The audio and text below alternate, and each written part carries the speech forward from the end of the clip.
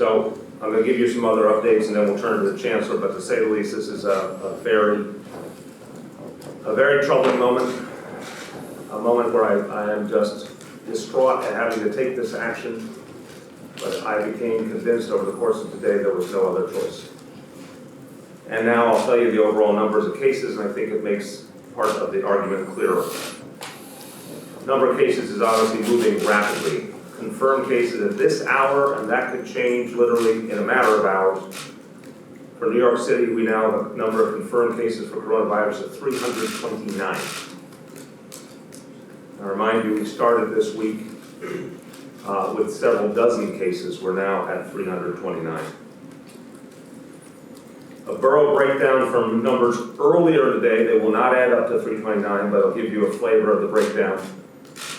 78 cases in Queens, 72 cases in Manhattan, 53 cases in Brooklyn, 21 cases in the Bronx, and 16 cases in Staten Island. Can you repeat that again? Yes, indeed. 78 cases in Queens, 72 cases in Manhattan, 53 cases in Brooklyn, 21 cases in the Bronx, 16 cases in Staten Island.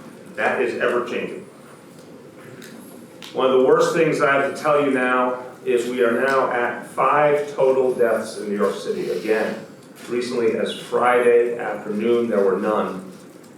It's now 5. You all know about the 82-year-old woman from Brooklyn who suffered from emphysema, then was hospitalized related to coronavirus. We lost her. Now 4 more deaths reported related to coronavirus. A 79-year-old woman who did have pre-existing conditions of heart failure and lung disease, a 78-year-old man who had multiple pre-existing conditions, a 56-year-old man who had diabetes, and a 53-year-old woman who had diabetes and heart disease.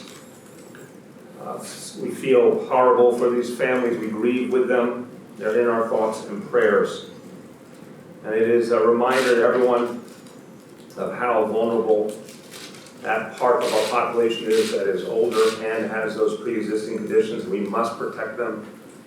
Another reminder that anyone in your life who meets that standard, we have to isolate them from anyone who might be sick, even if it's their loved ones.